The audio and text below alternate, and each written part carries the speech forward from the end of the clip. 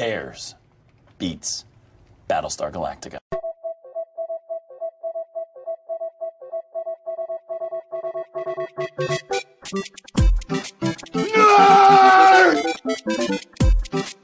You really adopted the dark.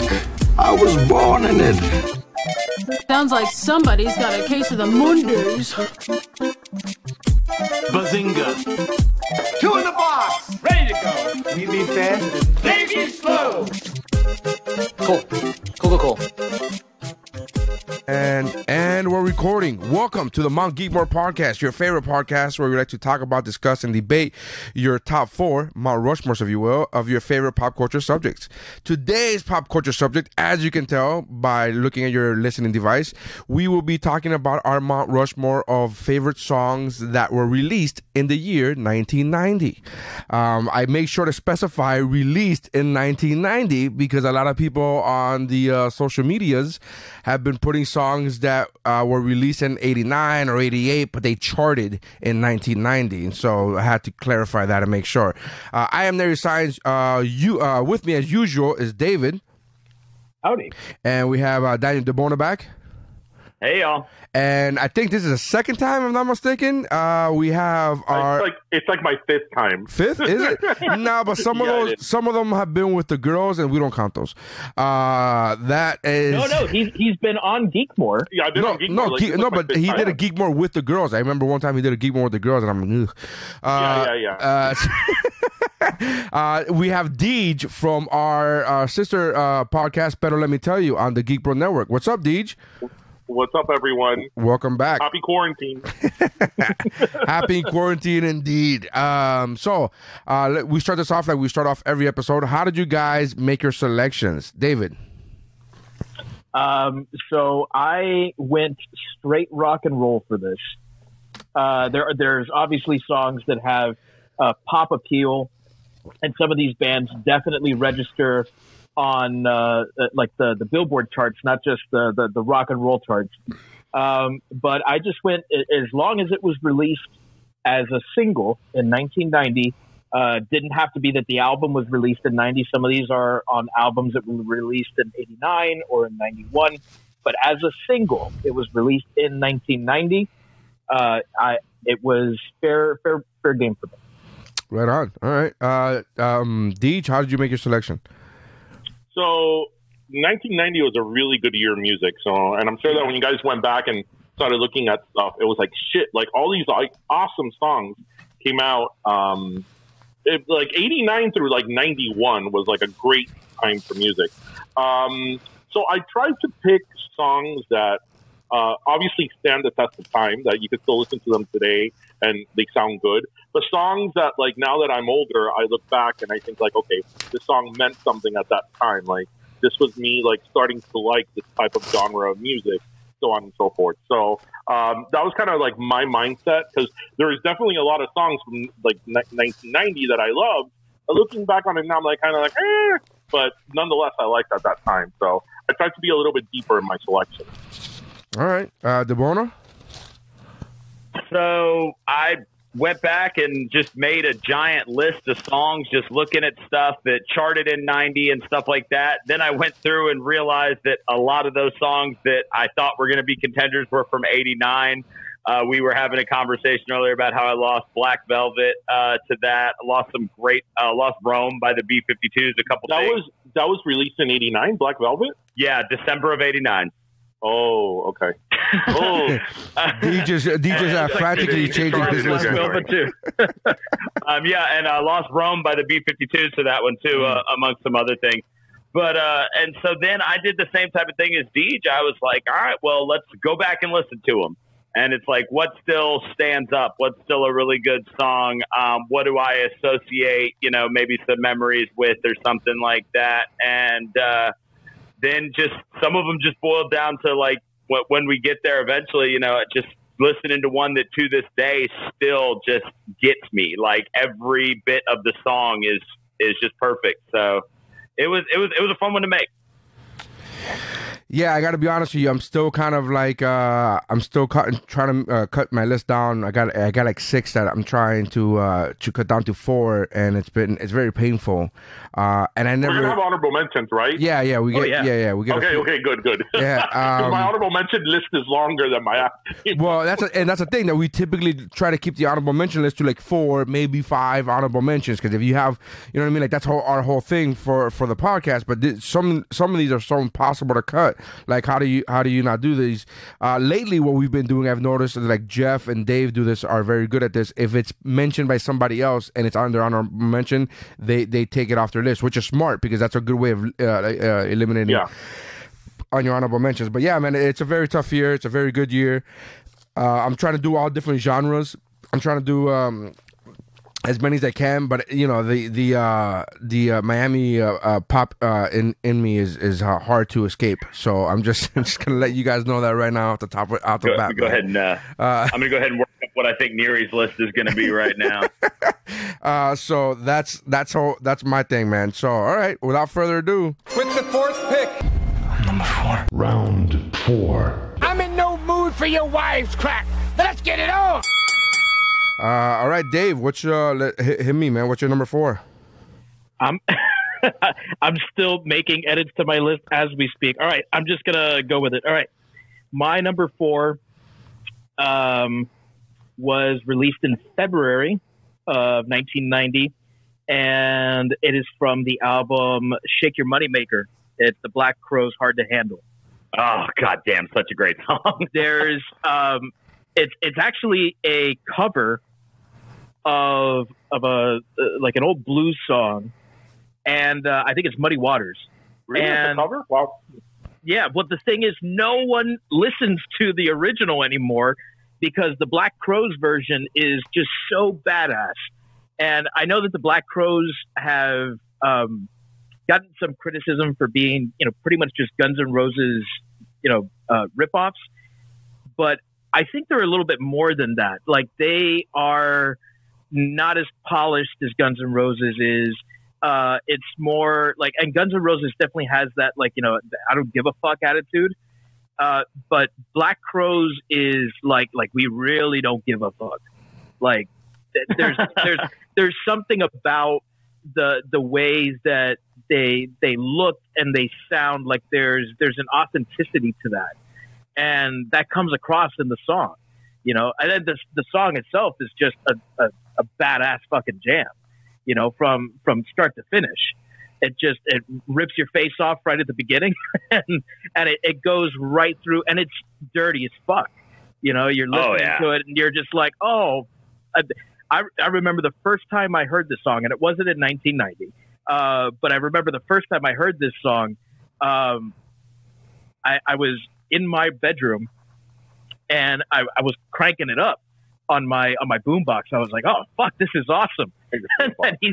And then he starts to sing a little bit more, and I'm like, let me just turn this down. Because I knew that my conservative as fuck parents were going to walk in like, what the hell is this devil music you listening to, boy? Mm-hmm. The funny contrast to that is the way I was familiar with the Black Crowes is because my parents had Shake Your Moneymaker. And really? So, yeah, we listened to it in the house. Like, my parents were only 19 when I was born. So like, they like for a while there, like my taste, like their taste in music was still pop music. And, I remember, in 1990, 7 years old or whatever, or, 6 when it came out, you can't look up lyrics and stuff like that. Like, and then I remember the song went away for a really long time before it popped up one day. And I was like, oh my God, I actually understand what he's saying in the chorus now. Actually, I'm happy you mentioned that because I feel that was one of those songs that, it was from 1990, but I felt that song had a renaissance some years later. That it was, I don't know, it was popular again. Well, it's played a lot at sporting events. Yeah, I don't know. I felt like sometime later the song was like really popular again. I feel like any time that I've gone to a Heat game or to a Marlins game, which granted is not often, but anytime that I do go, I hear that song. which is weird. You went to a Heat game? Was there? Did you think there was something else going on that day, and then you just got in, and then like, there's like I'm trying to figure out what happened. Were you supporting a family member that was at a dance show, that was in the halftime show or something? Like I'm trying to figure this shit out. I thought it was a screening for the movie Heat. Right. Is what happened. Makes sense. Also, for Jason Lee, right? Right. Can we just point out the fact that the Black Crowes are one of those picture-perfect examples of the fact that being talented can outweigh how good-looking you are? Because Chris Robinson was married to Kate Hudson. Yeah. Oh my God! For a while, the words right out of my mouth. You know, I was watching the other day. I was watching a movie with Goldie Hawn. It was the House Guest, I think it was, and it was like 1988. No, 1991, maybe 1992. And I was watching the movie, and I was like, she's so much hotter than her daughter. I think Goldie Hawn is hotter than her daughter, dude. Yeah, I mean, in her prime, I think. In her prime, yeah, obviously. And as Kate Hudson gets older, she looks more and more like Goldie Hawn. Really? I think she looks more like Kurt Russell. I think she looks, which also turns me on, but in a different way. I'm just saying it's not as good. I think Goldie Hawn was sexier. I think Kate Hudson is really pretty. Like, she has like a very pretty face. But but her mom was definitely, a smoke show. I keep going back to her in Overboard with that. What was it? Zebra print bikini. That movie's wonderful. The guy love still holds up. I saw it like 6 months ago. Still holds up. Still holds up. Absolutely funny. Yeah. All right. So there you go. We got hard to handle. Black Crowes. Black Crowes. All right. Deej, what do you got for your number 4, man? All right. So my number 4 is Poison by Belle Biv DeVoe. Table. And table. So there we go. Belle Biv DeVoe. All right. This is weird to me to have to actually physically write things down. I normally do everything on my phone, and I'm like, oh, hold on, excuse me. It just lets me know how stupid I am at spelling. It doesn't, like, because the fucking notebook doesn't tell you, hey, there's no squiggly line on the word. Like, hey, that's not how you spell restaurant, asshole. Restaurant's such a pain in the ass. I literally have to, this is how I spell restaurant. Rest, A-U, rant. That's how I have to spell it in my fucking head. I have to say that to myself in my head to spell it right. I'm such an idiot. All right, so the Bono, what do we got for number 4? All right, so my number 4 is never going to go down in the annals of music history as an amazing song, but I feel like it really encompassed a lot of when you look back at the 90s and stuff like that. I feel like this song was a very big kickoff to what the 90s became. It was released on January 20th of 1990. My number 4 is The Humpty Dance by Digital Underground. Nice. Look, the Humpty Everybody Dance, jammed to that song. So. Yeah, it's hilarious. You know, it's a lot of fun to listen to. It was such a change of pace for Digital Underground and Shock G coming out as Humpty Hump, which, by the way, they actually created a bio for Humpty Hump, saying that his nose was destroyed in a deep fryer accident while working at a fast food place. That's why he had to wear the big fake noses on his glasses and stuff like that. It's so bizarre, but it's still so funny. Like, the day that I don't laugh at Once Got Freaky in a Burger King bathroom, like, just bury me or shoot me, because that's a pod person. Like, that will always make me giggle. I love when he's just like putting it out there, like, you know what, this is me, this is what I look like, I'm goofy, whatever, you're fat, let's do this, and it's like, it cracks me up. I feel like it was something that was unique and something that was a lot of fun. The album was called Sex Packet. I mean, it was this really funny thing, especially at a time when hip hop was like a really nebulous thing, right? Like we weren't, we're getting out of that era of 80s hip hop, but the whole, like the gangster rap thing was solidifying, but not huge. And it was a weird way for him to really put himself on the scene. And I love that song. It's been sampled over 100 times. Yeah, it has.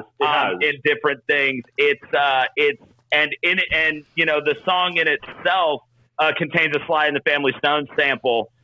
It's it's funny. It's fun to listen to. Dude, like we can throw. I host bingo on Thursday nights here in Tuscaloosa, and we can throw on the Humpty Dance in between rounds, and people still like. I'm talking the median age for the bingo crowd that I host for is probably 22, 23. And if it's their first time hearing it, they love it because it's hilarious. If they know it, then they still jam to it.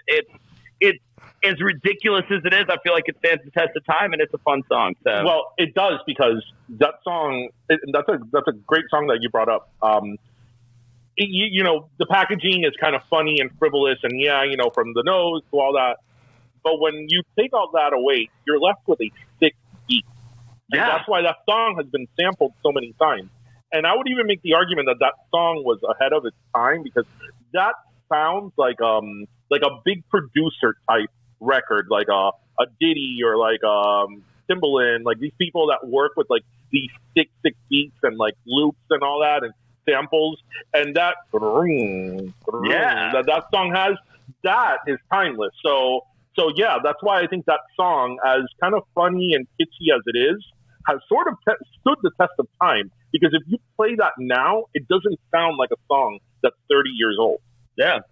And so it was one that when I realized it, when I kind of realized it was 90, I was like, oh man, I put it on the short list, and I just kept going back to it, and I was like, oh God, the Humpty Dance deserves number 4. Like I got to put it there. It's like I said, it's fun, man. I'm just curious, how old were you guys in 1990? I was 7, or I turned 7 in 1990. David, you were like 1. I was 3. I was 19. I was 9. I was 12. Yeah. So I actually remember legitimately these songs being really popular and charting. Yeah, a lot of these songs I remember obviously from hearing later. I would hear them in middle school. I remember all these songs. I remember, in fact, my number 1. I remember, and I'll talk about this obviously when I get there. But I remember waiting up at midnight for MTV to play the video. They were doing a countdown of the best songs of the year. Man, and those were the days. And I remember specifically waiting to watch the video. It was a weird time. MTV played music videos. Headbangers Ball used to be huge with the midnight releases because they had that late night slot, and so they loved to do midnight releases on Headbangers Ball. Yeah. All right, my number 4 is this is one of the most Miami songs that I could think of. I have no idea if this person is actually from Miami, the artist, because to be honest with you, aside from this song, I don't know this person at all whatsoever. But it's what I remember. I remember everybody loving the song. And again, I was 9 years old in 1990. But everybody in my town, in my school, we went to school. People were playing it at home. People were playing it. So my number 4 is Mentirosa by the great Mellow Man Ace. Oh my God. And it's a Spanglish song. If you've never heard it, it's a Spanglish song. It goes flawlessly between English and Spanish, and it's literally a guy calling his girl a liar, and that the chorus is literally saying, you're a liar, a straight mentirosa. Today you tell me something, y mañana es otra cosa. And the whole thing is how this guy caught his girl in a lie in the whole fucking song. And there's multiple versions of the song. The original radio edit is 4 minutes and 16 seconds, which is a long time to call a girl a liar. That's a really long time to say you're a fucking liar. And then the extended remix is 6 minutes and 8 seconds, which is bananas to me that song could be extended for another 2 fucking minutes. I just don't understand. But it's at my number 4. Well, it was 1990. They were playing it at Club Iguana. Yeah, exactly. Exactly. 6 minutes. It's so fantastic. And then, which is a complete local, the bonus, I don't know what that means. But it's a complete local reference. But it's a silly song. I will admit it's a silly song, but it's a fun song.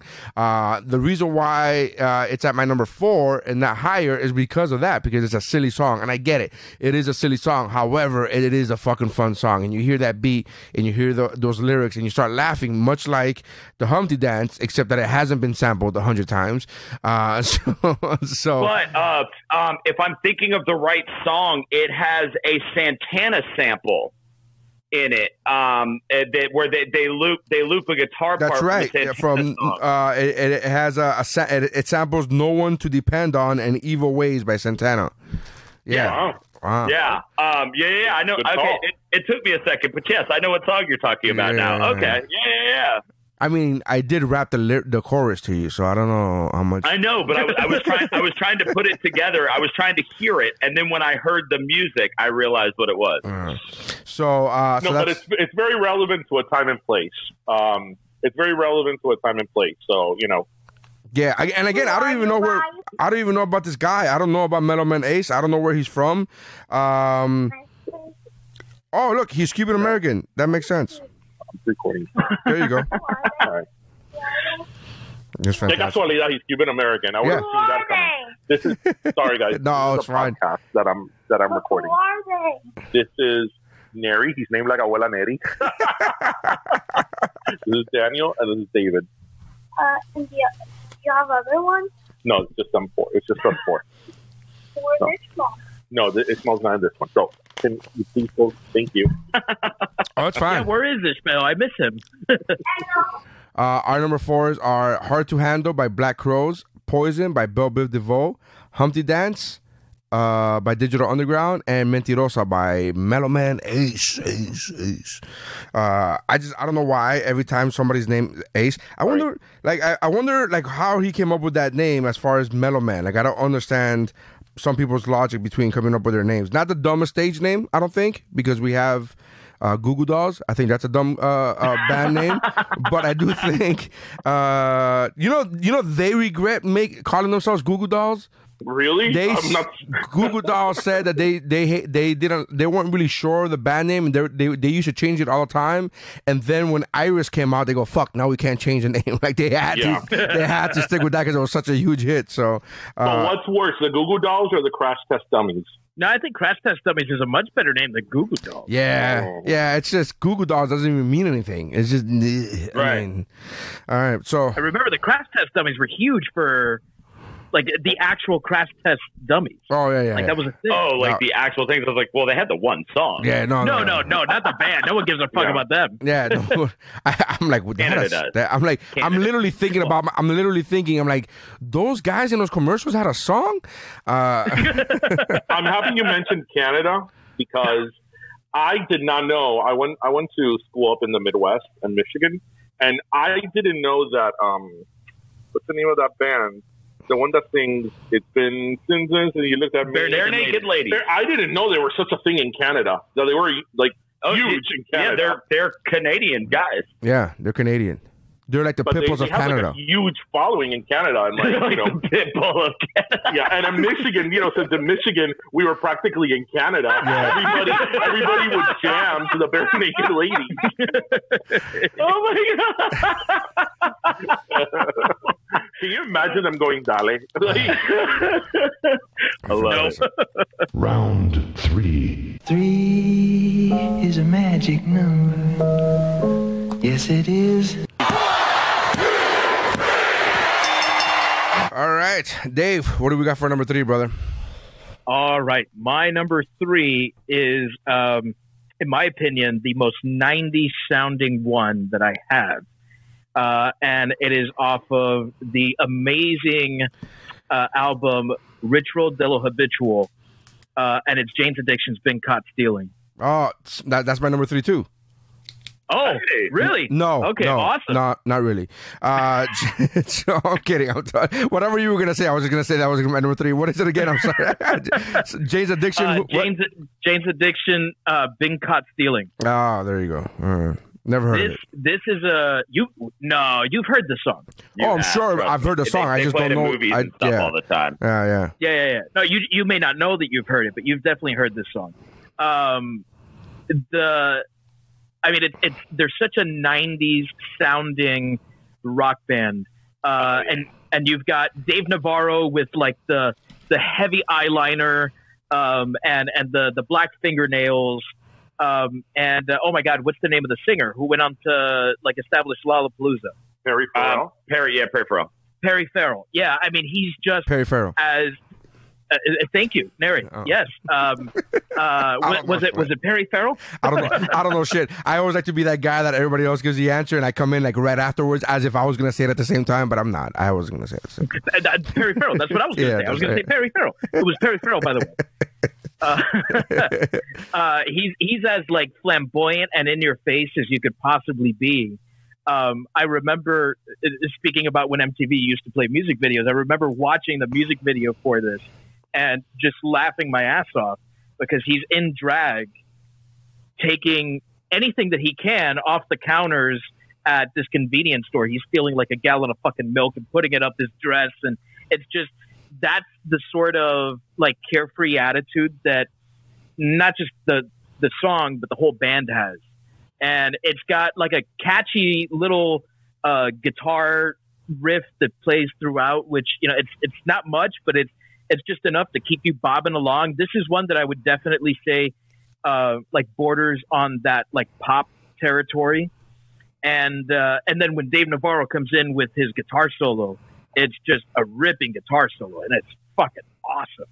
And you don't realize really, I think, how good a guitar player he is, because he was like so in the tabloids in the 90s and the 2000s, and you know, his marriage to Carmen Electra was like a much bigger deal than his musicianship was. But he's a really, really good songwriter. You know also, about him, he was married to Carmen fucking Electra. Yeah. Jesus. When I think of him, I know he was, as he said, originally from Jane's Addiction. I think of him in the Red Hot Chili Peppers. One Red Hot Minute. Yeah. And actually, that's when I first noticed him. I don't care for that album. Of the Red Hot Chili Peppers? Yeah, I'm not huge on that album they did with him. I when I think of him, when I think of Dave Navarro, I think of Inked, of the Ink Masters. Yeah, Ink Masters. That's what I think of. Yeah, that was a really cool show. One of the things about is it still on? Mm-hmm. With oh, cool. With being caught stealing, like recently, I was having a conversation very similar to doing this show, just about like the most '90s song, and this is one that came up because it really does kind of, to the video, to the song itself, to the way that it just sounds. It really does encompass. For coming out in 1990, it really was something that just sounded like it was from the 90s. Like, I put it up there with like Possum Kingdom and stuff like that. Because I think it sounds like the 90s. I think Jane's Addiction was very much a creature of his time in terms that it was alternative. And like alternative music was whatever that was very big at that time. Like, people don't talk about alternative music now. But really, what was alternative music? And they were very much what that was, even though we're not sure exactly what it means. But they were very much the face of that. I'm watching the video, and this dude is really in full drag with a huge... Oh, yeah. Like, Perry Farrell doesn't give a fuck. But I love the fact that when he walks in, he says hi to the security guard, and the security guard says hi to him, and he's in drag, and then as he walks away, the security guard gives a face to the camera like, ugh. Like, he's very much, whether you're a fan of Jane's Addiction or not, he's very much the definition of a frontman. Like, carries that band. Yeah, like he's up there with like Scott Weiland and a bunch of people who just embody what it is to be a frontman. Yeah. And then I remember in high school when was I in high school? Maybe I was in college already when Grand Theft Auto San Andreas came out. This song was on one of the radio stations, on the rock station. And so I would constantly like wait for this to loop around, and then every time this song would come on, I would start like another killing spree, because this song just kind of like it gets inside of your system. You're like, yeah, man, I want to go stealing, you know, I want to walk right through the door, and I don't want to pay for it, you know. This is actually a favorite song for NFL quarterback Jameis Winston, which is weird. Is it? Okay. What was it? Crab legs, right? Crab legs. Yes. Crab legs. All right. So big caught stealing, Jane's Addiction. All right. Deej, what do you got for your number 3, brother? All right. So my number 3 is what I think is not only a great song of 1990, but one of the best songs of all time. And I actually thought it was released in 89, but it was actually released in February of 90, which is Enjoy the Silence by Depeche Mode. Oh, yeah. so good. So that I love what's to say about what's not? What can I say that has not been said about that song?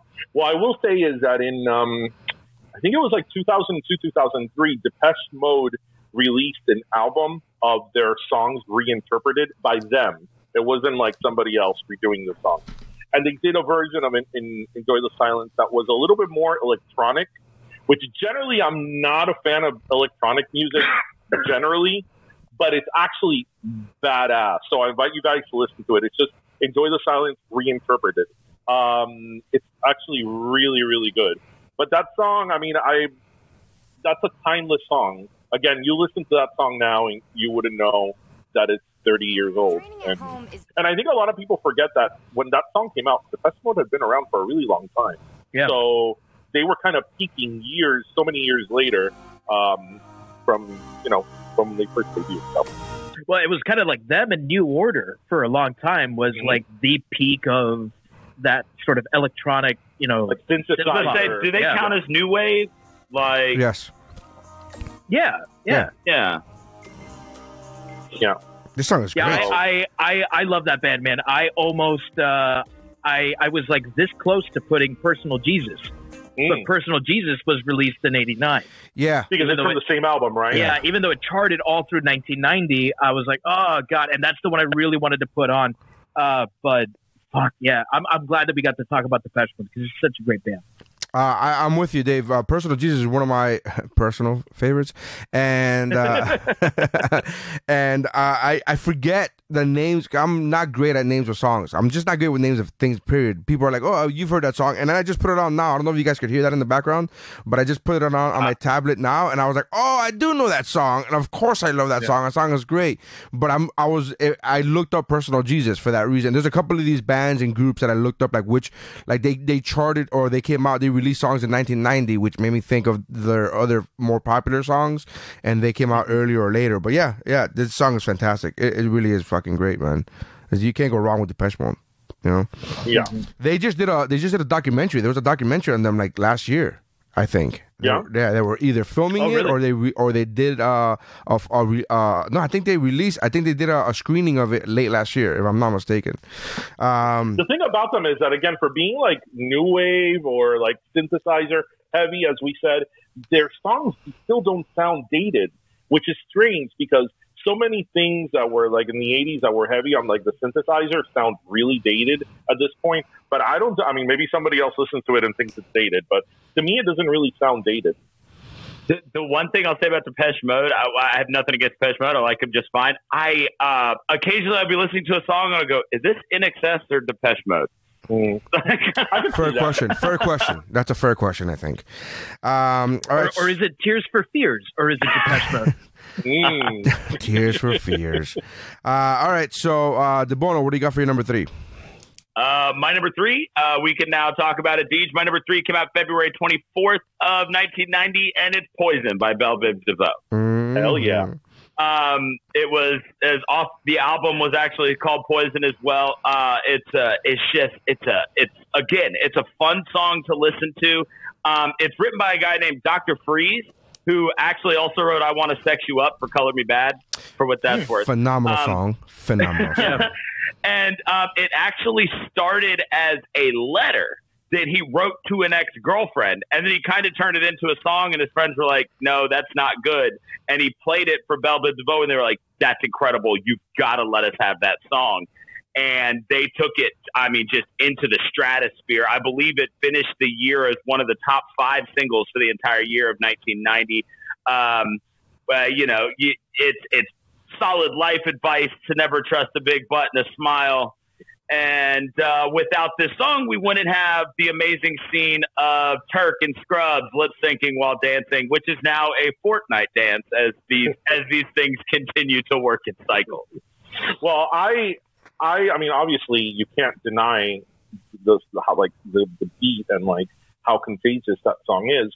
But for me, one of the biggest reasons I've always liked the song is because my favorite genre of music is R&B, and Poison was one of the first like big mainstream R&B songs. I mean, obviously there was R&B before, but that was a huge hit by guys that were really popular doing, you know, like boy band music, and just to come back and regroup and do like such a like massive without their song. lead singer.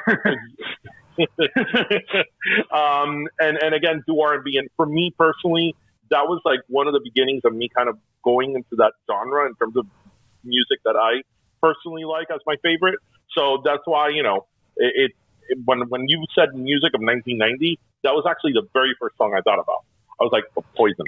Yeah, and I always look back on New Jack Swing as an era of music that I feel like people don't acknowledge enough until you start naming New Jack Swing songs, and then they're like, oh, that is really good. I'm like, I know. That's why people should talk about New Jack Swing and New Jack goddamn Swing, respect on it. What's interesting about New Jack Swing is that I feel its viability was very short in terms of like lifespan was very short, but it made very quickly. It went from like, you know, like lesser known black artists to like Paula Abdul and Madonna doing New Jack Swing, because Madonna, her record from '92, Erotica, is predominantly New Jack Swing, and so was Paula Abdul, and these were like mainstream artists. So in just a couple of years, like that, you know, that music went so big.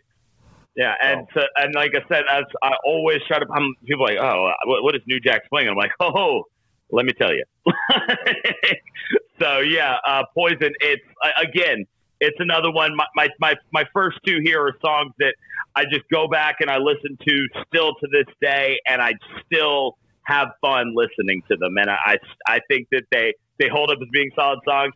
I will play Poison while I DJ school dances, because the parents always like think it's. I teach elementary school for anybody who doesn't know, but I will actually play Poison at elementary school dances, and the parents always get a big kick out of it. And the kids, even if they've never heard it before, you know, they'll immediately kind of pick up and be enjoying it. So it's just a fun song. And that's another song, kind of like when you were talking about the Humpty Dance, that it has like a loop that is timeless.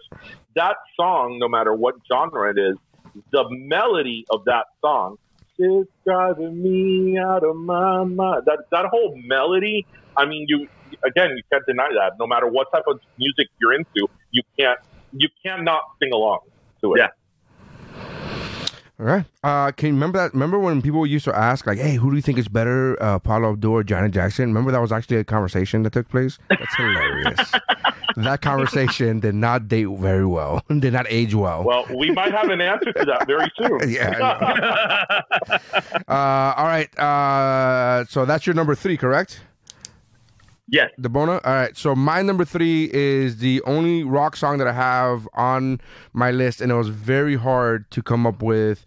Again, I'm trying to hit all different genres, as many as I could. They're not all different, but I try to hit different genres, and I had to get a rock song in there, because I wanted to, because there were such great rock songs that came out in that year. But this one, while admittedly may not be the best rock song that came out of that year, it is my favorite, and it is two things. One, because I love the band unapologetically, and two, it was in the soundtrack of one of my favorite movies of that year.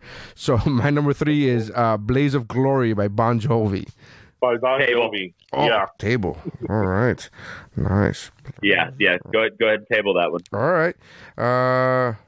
Wow. Man, that's a video that got a lot of rotation on them. Yeah. We'll talk about that later. We'll talk about but you know, it's funny because normally we've done Mountain, we've done Geekmore episodes before in the past with music, and there's been like 3 or 4 different episodes where we've done music, 2 of which we didn't repeat a single one. That like nobody picked, nobody tabled anything, and we've already tabled 2 in this list, and we're only 2 picks in. So I think that's fantastic. I mean, I like it, dude. I'm in. I'm down. So I'm glad that that's a thing. I'm glad that we're doing that. Hold on. I'm just trying to get the sound for. There you go. Round 2. Dose, the sequel to Uno. All right, so number 2s. Dave, what do you got, man? Hit me. My number 2 was released early in 1990, January of 1990, off of one of AC/DC's later albums, The Razor's Edge, Thunderstruck. Oh, right. All right. So, Man, you really are going rock. Like, damn. yeah. See, listen. Here's the thing: is whenever we do one of these, and I know that we've done them before. I always have to kind of make that decision whether I want to do like Neri does and diversify my mountain because there's a whole ton of pop and hip hop songs that I really like from this era. Or if I'm going to be true to myself and say, hey, listen, truthfully, I would rather talk about these songs that are more important to me than if I were to put, I don't know, like dude, you can't touch this on there. You gotta stay true to you gotta stay true to yourself, dude. I have the the fact that I put a rock song, you know what I mean? Like I said, a lot of it has to do with the fact that it's in a movie that I love. Again, it's all you gotta stay true to yourself, dude. You can't. And me and Jeff teased Dave a lot because whenever we do one of these mountains, we know, like before we even start making our list, we're like, Dave is gonna pick these are the movies or these are the lists that Dave's gonna make because he's true to himself, and that's a good thing, dude. I think that's great. Thank you. So yeah, I was really between what to put here in my number AC/DC though. Wait, how do you spell that? the H is silent. Where does the Y go? So yeah, Thunderstruck starts off with just like one of the most amazing guitar riffs of all time. And whether you notice it or not, because the rest of the band kicks in, and when the song takes over, it kind of gets faded into the background of the song. But that riff is going on the entire time. Yeah. And if I know anything about Angus Young, which I think I do, having read a whole bunch of interviews with him when I was, geeking out over guitarists when I was in middle school and high school, and finding every little interview that I could and reading it so that I could try to absorb their knowledge as a musician. Angus is the one, really quick, because I'm not familiar, I'm not complete. Angus is the one that's still going to private school, right? Yes, okay. Yes. All right, making sure. All right, just making sure. I want to make sure which one we're talking about. Yeah, hopefully, he'll get his diploma this spring. So he didn't loop it. He sat there and recorded every little note, and he played it himself because he's that badass. And so it just goes throughout the whole fucking song, and the vocals by Brian Johnson are just out of hand. Yeah, he has an incredible voice. Yeah, and even though I tend to lean more towards the Bon Scott vocals of the early AC/DC, I really do think that they are a better and stronger band in his absence. When after he died and they came out with Back in Black, I think every album that came after that only got better and better and better. And when you have a band that's been going since the early 70s, to have an album come out in 1990 and you still have hits like Thunderstruck on it, that's fucking amazing. Because most bands are lucky if they get a single. Yeah. Right? Yeah. Most bands are lucky. It's hard to get a hit, dude. Music industry is tough, dude. Yeah. You know. Yeah. Yeah, I know. I mean, I tried legitimately for 10 years to make it in the music industry. And management deals and recording deals and nothing. Yeah. And that's what 10 years got me. So the fact that AC/DC, after like 20 years of hitting it hard and writing song after song and touring year in and year out, can still pull out what I think is one of their best songs. Like, I would rank this in the mountain of AC/DC songs. To me, that's just astounding. And that I think he was in his 40s 40s at this time, late 40s, that Angus Young can still play this way. And that in his 40s, Brian Johnson can still sing that way. I mean, that's incredible. And then the song itself is just like it's steroids, straight bro. ahead rock It's and roll steroids. song. They're juicing. Yeah, it's sad because Johnson can't sing anymore. He was told by his doctors, like, listen, you continue to tour, you continue to sing, and you will lose your voice forever. And so the band had to retire. I think 2 years ago. And then Malcolm Young, Angus's brother, died last year of cancer. So the band is done. The band is effectively done. But what they left behind is just one of the most incredible catalogs of rock and roll. You can put in any AC/DC album, including Razor's Edge, and go start to finish, not skip a single song, and you're gonna have a great time. This is great driving music.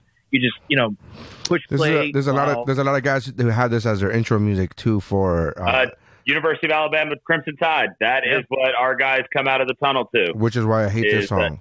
So it's Thunderstruck. Exactly why. My actual favorite thing about Thunderstruck, and it's that moment at the very end when you do realize that riff has been looping the whole time because it just kind of like decays out. Like at the very end of the song, and you hear it just slow until the song's over. And that's when you have that realization. It's like, oh my God, he's been doing this for the entire song. Yeah. Now I'm going to have to listen to the song really loud when we're done.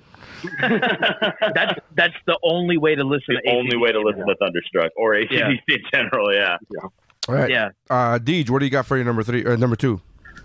So my number 2. So I'm going to mix it up a little bit here, and this could be a little surprising, maybe not. But my number 2 song is actually Black Cat by Janet Jackson. Okay. Okay. That song is that you could rock to that song.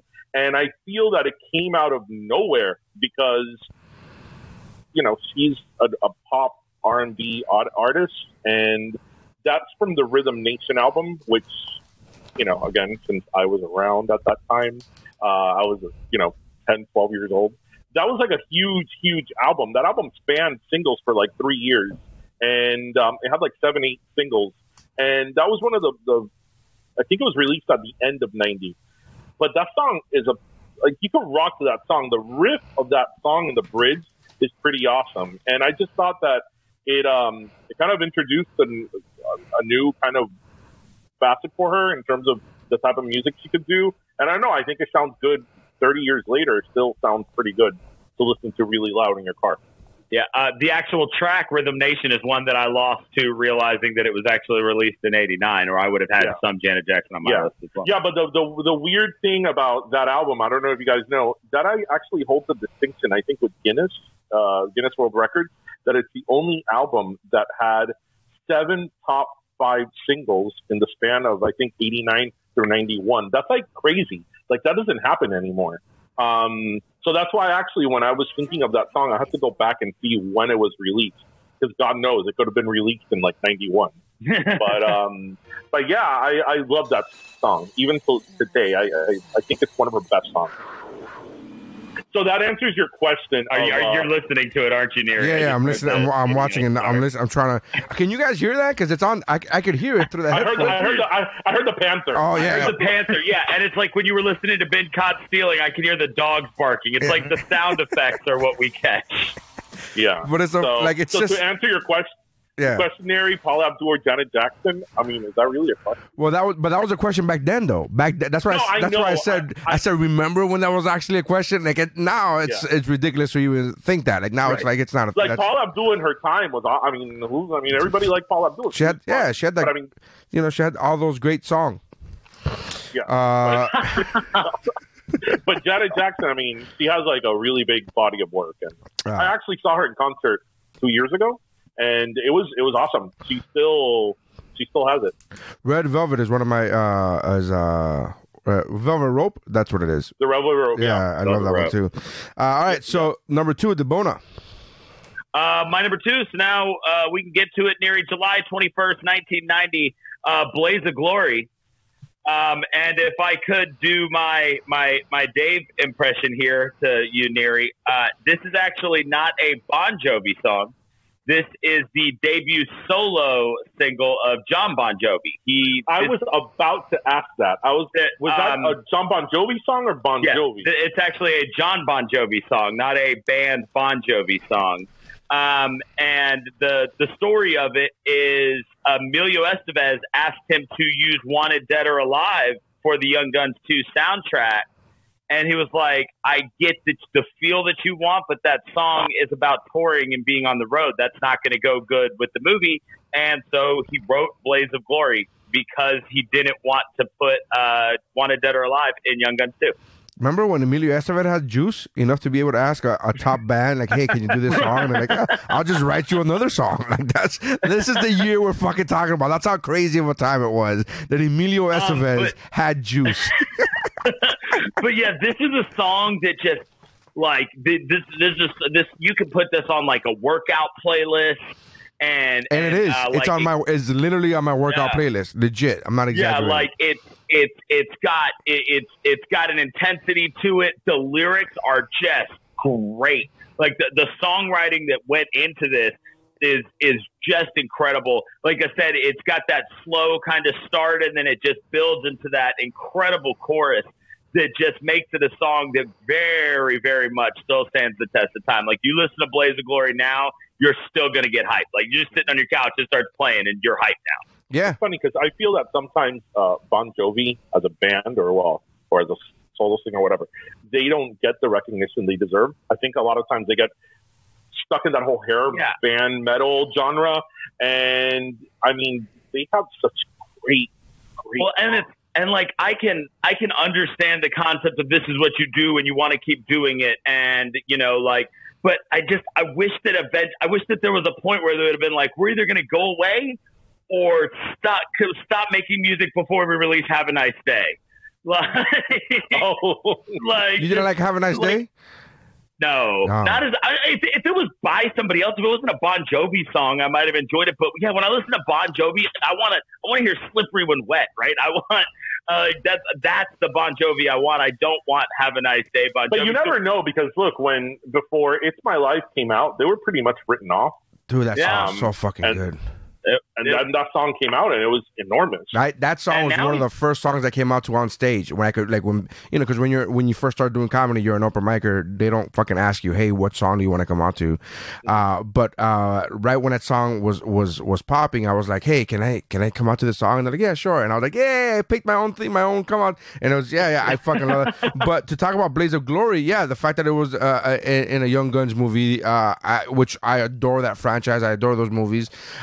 Still really upset that you can't get them streaming on iTunes or fucking Vudu, which is really annoying. Yeah, you can only do Young Guns 2. It's weird. No, you can only do part 1. And you could you can only do part 1. You can't do part 2, and you can only do part 1 on Amazon.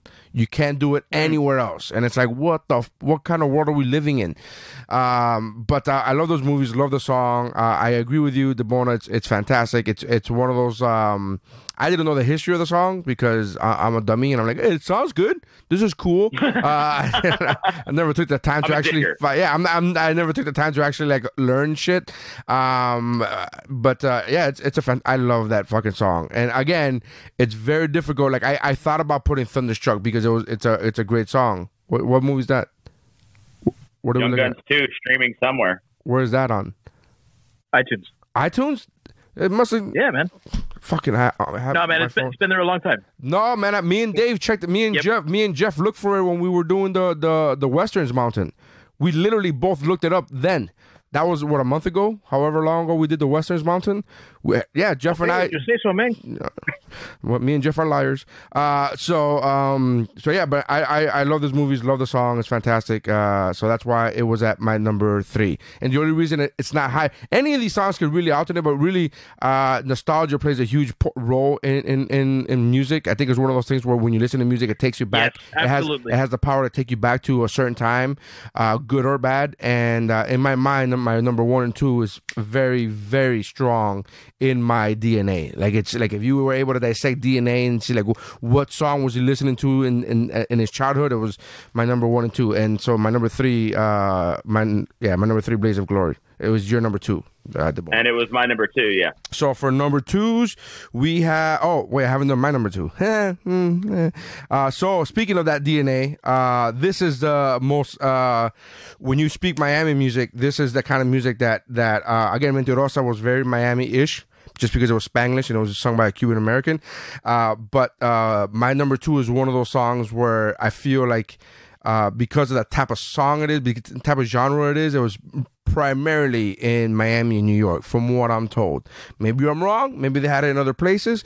But for me, this song is one of these songs that is in my playlist, in multiple different playlists. And it is Dream Boy, Dream Girl by Cynthia and Johnny O. Oh my God, yes. I have never even heard of this. Oh my gosh. You're not wrong, man. That's Miami and New York and maybe LA. Yeah. That was like the pinnacle of freestyle music. Yeah, absolutely. And I looked up like Stevie B had a song that came out in 1990, and it was a good song, but it wasn't one of his great songs. So I'm like, which I'm not one gonna. Was it? Remember I Love You or something like that. I forget which one it was. Yeah. And Cynthia and Johnny O. Cynthia and Johnny O is called Dream Boy / Dream Girl.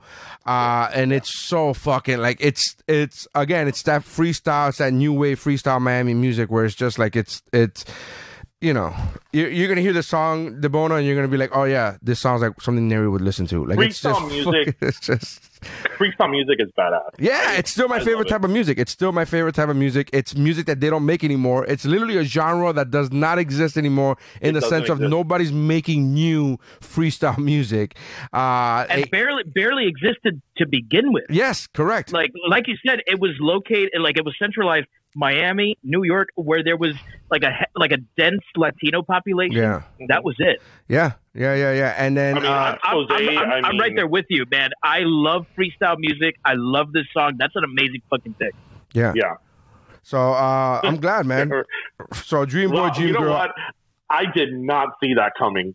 Really? That's my shit. I did. Freestyle music is really. It's awesome. Yeah. It's awesome. You know what? Now that you mention it, this song came on when we were at Thunder Wheels. Yes. Or Power Wheels.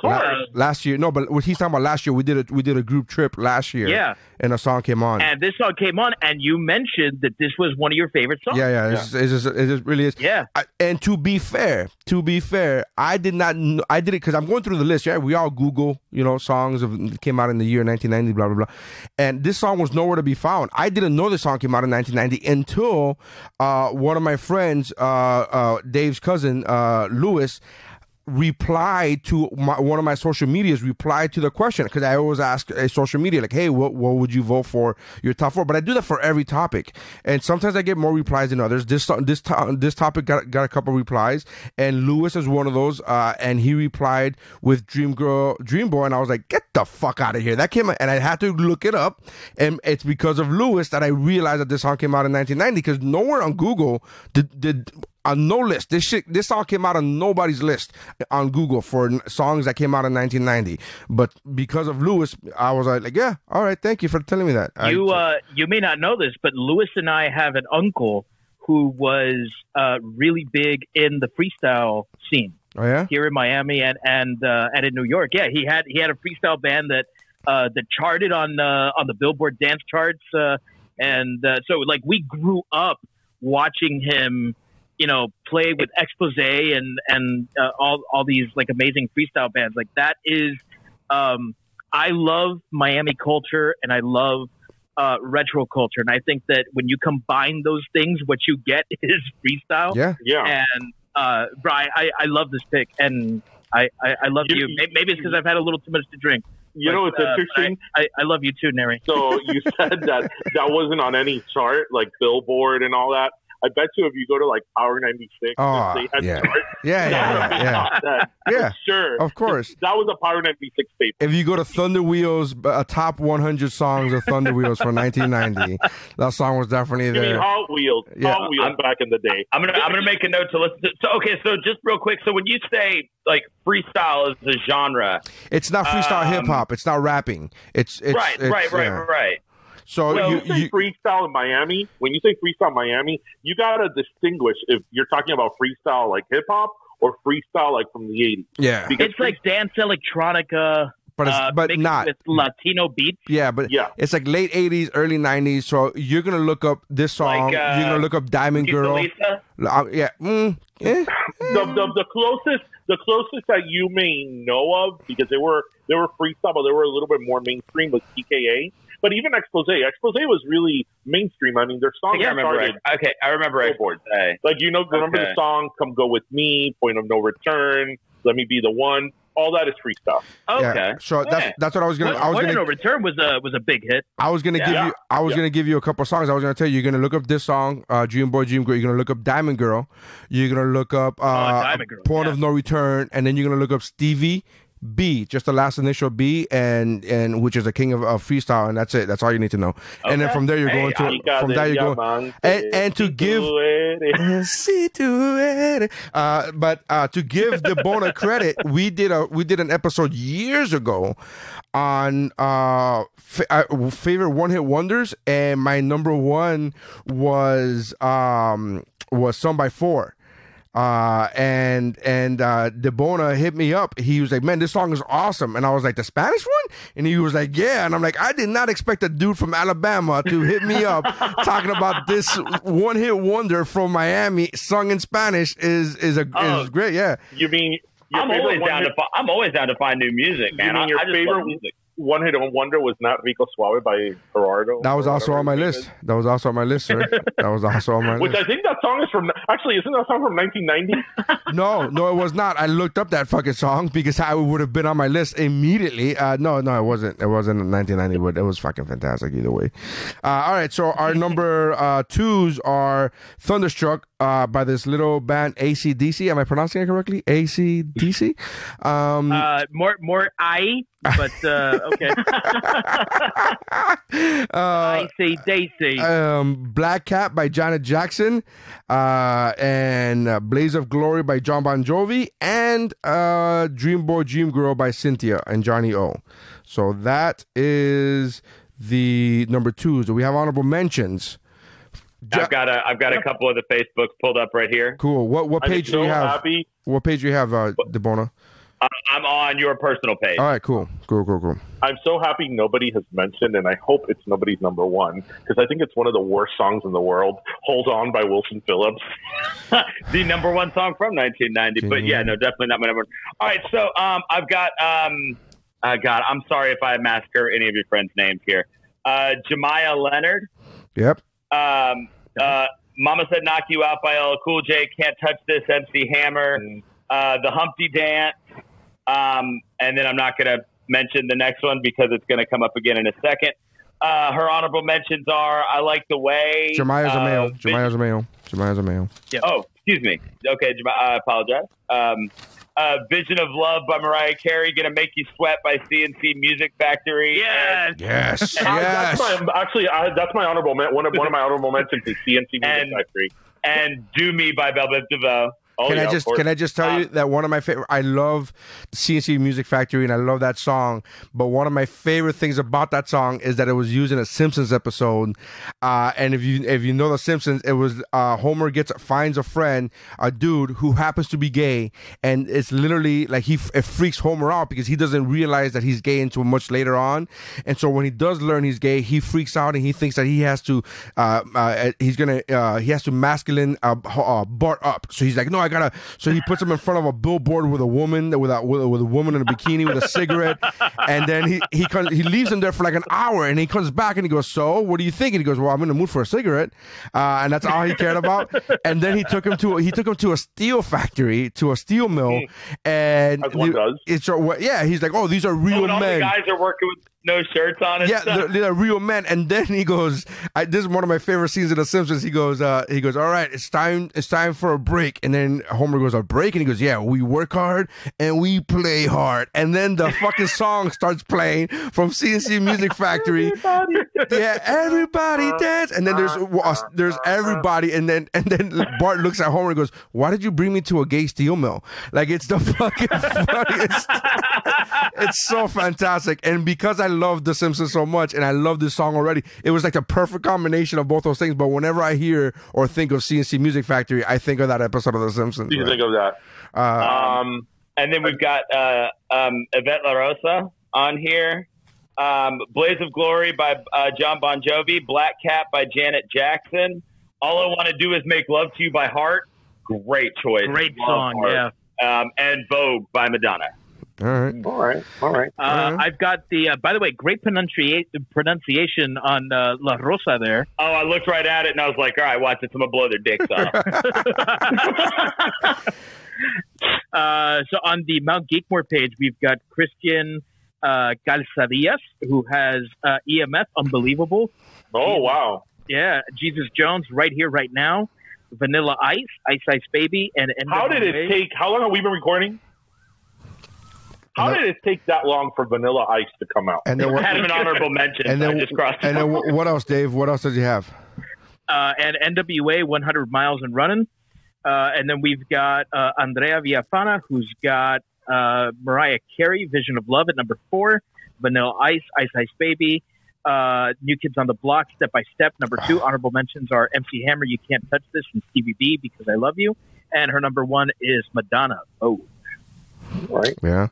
Fantastic list. I have for an honorable mention is actually now not good because technically it was released in December of '89. And interesting, it was the last number 1 song of '89 and the first number 1 song of 1990, which is Another Day in Paradise by Phil Collins. But yeah. I had great song. I had that song on my list, and then when I learned about that, I was like, no, gotta delete that one off. Yeah, but it was. I'm glad when these things happen because I'm like, oh, good. It makes it easier and narrow. Like I can't use that one, so I can't even think about that one. But yeah, it's a great one. I also have a couple of more that I have in my honorable mentions. I love It Must Have Been Love by Roxette from the Pretty Woman soundtrack. That was a good song. And Praying for Time by George Michael. You listen to that song I now. love and George it's like, Michael, man. Yeah, that song. You listen to that song now, and it's like, whoa. So let's see what else. I have You Can't Touch This. For shits and giggles, but yeah. In 1990, that was most likely my favorite song. Dave, because I remember watching the music video for that. It may be one of my earliest memories, watching the music video for that and trying to do the hammer dance. Mm-hmm. Oh man, I was absolutely obsessed with that song. Dave, what do you got? So I've got Judas Priest, Painkiller off the Painkiller album. Which has some of the most incredible vocals you've ever heard. Epic from Faith No More off of the Real Thing album. I fucking love that band, love that song. Neri, I'm sure you've heard it, even though you probably don't remember it. Another band which I've only recently gotten into, and I can't believe it took me this long to get into them, which is Midnight Oil. There's a song called Blue Sky Mine off of Blue Sky Mining, which is amazing, knocks your socks off. One of my all-time favorite bands, Rush, released a band called Presto in '89, and they had a single called The Pass, which is kind of a very somber song, but very Rush, and I love it very much. And then when you mentioned Miami Freestyle, it got me thinking about my uncle's band, so I'm going to throw out one, Come On and Dance With Me by Paris by Air, which was released in '90. Which is a great example of classic Miami freestyle. All right. DeBono? So most of mine we mentioned real quick, Dave. Midnight Oil, Beds Are Burning. Oh, I love that song. Okay, just making sure I was thinking of the right band. All right. I've only got 2 that haven't been mentioned at this point. Cradle of Love by Billy Idol was released in 1990. Just a funny song, really. Again, just kind of fun to listen to. And this is a song that I unabashedly love, but could not force myself to say is one of the best for, but honest to God, I love the song with every bit of my heart, and it's King of Wishful Thinking by Go West. Oh, that sounds fantastic. I was just listening to it right now. It's fucking great. Also from Pretty Woman. Also from Pretty Woman, yes. So good. And you want to talk about standing the test of time, not only, so that song was released in 1990. There is a pop-punk group named Newfound Glory that does albums called From the Silver Screen to Your Stereo, where they cover songs from movie soundtracks, and they do this absolutely incredible version of King of Wishful Thinking where they don't even really make it a pop punk song. They're just like, we're just going to sing King of Wishful Thinking because it's such a damn good song. And it's just, it's a song that I, like I said, unashamedly love. Yeah. As you shouldn't be ashamed of that. Listen, my honorable mentions are all going to sound ridiculous to everybody, but I fucking love every one of them, and I'm unapologetic about it. I legitimately love all these songs. I do have MC Hammer's You Can't Touch It. I don't even fucking apologize for that. I have... great song, man. You should. Yeah, I have Blame It on the Rain by like guys who called themselves Milli Vanilli, but they actually weren't Milli Vanilli because they weren't the ones singing the fucking songs. The whole time I was looking at this, I was like, is anybody going to put Milli Vanilli on there? Like, now that we know they weren't actually singing? Milli Vanilli songs, or whoever they were awesome. Blame It on the Rain is dope as shit. Whoever was actually singing Blame It on the Rain, they're ballers. That song the Blame It on the Rain is great. And I'll tell you this right now, one of my all-time favorite songs from that era is Girl, You Know It's True. Had that song come out in 1990, we might be talking about that on my number one. Like, legit love fucking Milli Vanilli, Girl, You Know It's True. But Blame It on the Rain is there. I Got the Power. It's just called The Power by Snap. Is one of my favorite. That talk about a Power 96 song. It was literally there's a radio station that brought it down here called Power 96, and that was all you fucking heard in 1990-91. It was like with the snap of my with the snap of my whip, my snap attack, front to back, in this thing. It's fucking great. And then the rock song that I knocked off to have Blaze of Glory on my list is none other than a sweet love ballad called Cherry Pie by Warrant.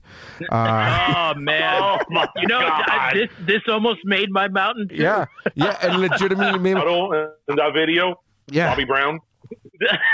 I used to come out to this song on stage for a long time. I used to come out for maybe a year. I would come out to Cherry Pie, and I swear to God, this is sometimes as a comedian, the comedy club, they book you and like, oh, we have a private event, and as a comedian, I personally don't ever ask, like, oh, what's the private event? What's the organization? I don't give a fuck, which I probably should do more often because God knows one day I'm just going to come out there and it's going to be the Klan rally and I'm going to be like, fuck it, I'm getting paid. I don't know what to tell you. But I never ask what the organization is or what the group is, whatever. Sometimes I start volunteering information. I'm like, I don't give a fuck, whatever.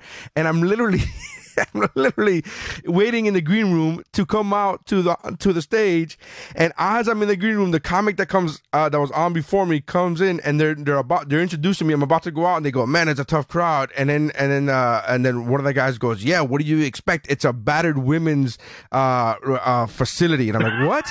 And again, and it's an organization that helps battered women. And here I am coming out to fucking Cherry Pie as this to this group, and I'm like, "Oh, this is gonna be so awkward and hilarious," because I didn't know. It was fucking great. So that's my honorable mention list, man. Yeah. Wow. That's a good one. Cherry Pie's a good one. I like the way you're like, that's the good one. The rest, but that's a good one. All right, man, let's go. Round 1. This is your last chance. After this, there is no turning back. Do it. Do it. Come on. All right, man. Number ones. What do we got, Dave? All right, so my number one is one of my favorite songs of all time, and I had no idea that it was actually released as a single in 1990 until like 2 days ago. So I was doing some work, and I just had Apple's 1990 rock and roll playlist on in the background, and the song comes on, and I'm like, no, this song wasn't released in 1990 because I know that the album was released in 91, and this was nowhere near the first single that was released off this fucking album. And I look it up, and sure enough, Guns N' Roses had released this on a charity compilation album that had come out in 1990 to benefit children in Romania, I think.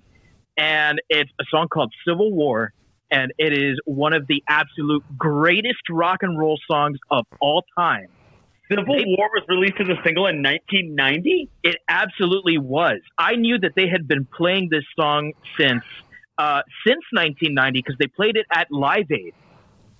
But I didn't know that it had been released as a single and charted in the United States it went all the way up to number 4 in the United States in 1990, and then got its worldwide release in 1991 after Use Your Illusion came out. So I was like, oh, hold on a second. This like has thrown a complete curveball into my list. I had to start shifting things around. I'm like, all right, well, this is my number 1. This was the song that really solidified Guns N' Roses to me. Before I knew who Guns N' Roses was as a band, I was a fan of theirs because I saw Terminator 2 in 1991 as a 4-year-old, 5-year-old kid, which I probably shouldn't have. And and it was so fucking weird. Like I grew up in a like an ultra conservative house, and my father sat me down and said, "Arnold Schwarzenegger is the greatest actor of all time. Watch his greatest." And he popped in the VHS tape of Terminator 2, and I was like, "This is the greatest movie ever." And I just had like a similar experience where I was watching Conan the Destroyer, the second movie, and Link kind of just came in and watched the last battle with Conan and the giant monster thing, and the whole thing's going on, and Link is like, "Oh my god, this is amazing!" So I'm like, "All right, it's genetic." Did you tell him this is the greatest actor of all time? Did you fucking tell him that? Because that was your chance, buddy. That was your chance to fucking just keep the fucking thing going. I did, and so I hear You Could Be Mine in Terminator 2, and I'm like, I don't know what this is, but I fucking love this song. I love that guy's voice. I love the guitar, and everything about it was just attractive to me. And so fast forward to middle school, when I first started playing guitar, there was a used record store here in Miami that I used to go to all the time. My mom would go do her nails at a salon that was right next door, and I would go into this used record store, and I would like just peruse the albums that they had there. And so I picked it out one day.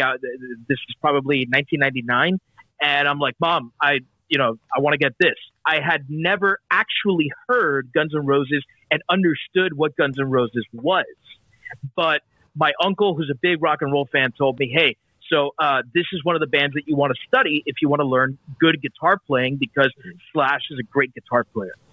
And so I was like, okay, well, I looked through some of the Guns N' Roses albums they had. They had Use Your Illusion 2, and the first track was called Civil War. And I was like, well, it's about war, so it's got to be cool, right?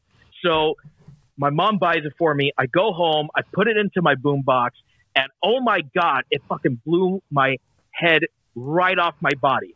It opens up with one of the most famous lines in all of cinema from Cool Hand Luke. What we've got here is a failure to communicate. Sorry, I've had a little bit of trick. I like the fact that you stumbled with saying the word communicate. It makes it hilarious. And then Guns N' Roses, just for the next like 6.5 minutes, proceeds to fucking blow your mind with one of the most amazing rock songs ever composed. 7 minutes and 42 seconds. Oh, is that what it is? Yeah. Okay. Well, I couldn't wrap my head around like some of the things that Slash was doing on the guitar. I was like, how the fuck is he doing this? And like the construction of the song, like as a songwriting tool, like you could study this and it's like, this is good rock and roll. Like how the fuck this song at, what was it, 7 minutes, 40 seconds plus charted on radio, where the average song is probably closer to 3 or 4 minutes, is like fucking insane. Yeah. Yeah. And then of course the social commentary with what was going on in Bosnia and Ethiopia and Romania at the time. Like this is a song with depth to it. And Axl's lyrics are absolutely amazing. Everything about the song is awesome. This is one of my favorite songs of all time. I am so glad that I found out that this song was released in 1990, because this would have been a very different list otherwise. So it is. I don't know that I can say it is my favorite Guns N' Roses song, but I would put it very high. It would be either number 1 or number 2. Can you imagine? Can you imagine had you not been listening to Apple Playlist and had you not known that this was a 1990 song, and then found out tomorrow after recording, you're like, what the fuck? Can you imagine that? I would have just harikiri'd myself. Like I couldn't live with the dishonor. So that's my number 1, man. Civil War. It is absolutely, unequivocally my favorite song of 1990. I just put it on as you were talking. I just put it on just to hear. I just wanted to hear which one. Like, do I recognize it? So I put like 5 seconds on it in the background. And I'm like, oh, that's it. I remember that. Okay, yeah. It's a good. Yeah. Have you guys seen Guns N' Roses live? Yes. Dave has been there every time. Because I saw them when they played at Marlins Park. What was it, 2 years ago or whatever? About 2 years ago, yeah. And they were insane. Like, they were so good. And whoever said he had lost his voice, I mean, he sounded great. Whoever said that is a fucking moron. And deaf, I might add. And they played at least that show. They played they played for over 3 hours. Yeah. And by the way, he was 3 hours late, so I mean that does kind of make up for it, I guess. You gotta figure that shit out. So I saw them twice on that tour. I saw them in Orlando the summer before, and then I saw them in Marlins Park. And they were actually 7 minutes early in Orlando. Actually, it was so fucking weird. In Orlando. In Orlando. Well, actually, it's funny you say that because when we saw them in Marlins Park, that day, any day, the traffic there was insane, and they were shuttling people from Jackson Memorial to Marlins Park. So I missed Welcome to the Jungle. Oh shit! Because I dropped everybody off at the stadium, and then I'm like, okay, let me go park, thinking they were going to probably be late, right? Yeah. Or at least 45 minutes late. And when I get there, the concert's going, and I'm like, have they played Welcome to the Jungle? Like, yeah, it was the first thing they played. Like, yeah. It is, and they've only gotten better because it was good in Orlando, and it was one of my favorite concert experiences. In Miami. Every time Dave leaves a concert, he says that's the best concert I've ever been to.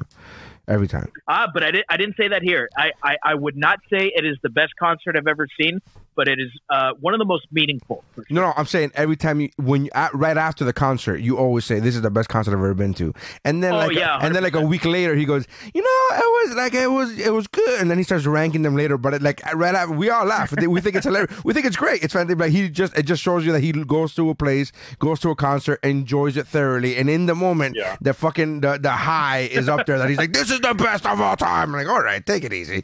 It also depends on how good the arepas are at that stadium. Oh boy! Because if they're on point and if they're fresh, all right, I'm gonna have a good time. I love that. That's your bar. You know what? Totally off topic, but you guys should consider doing an episode on music from 1991. Well, we're gonna do every year, but it's just it's like so we're planning on doing for the listener. It's just kind of like behind the curtain. We're planning on releasing episodes where one is about movies, the other one's about TV shows, then music, and then video games, and then anything else, sports or whatever. But we're trying to change the genre of the topic, so it's not just because we did like 4 of them in a row that were about movies. And again, we all love movies. 1991 would be a whole different conversation. Yeah.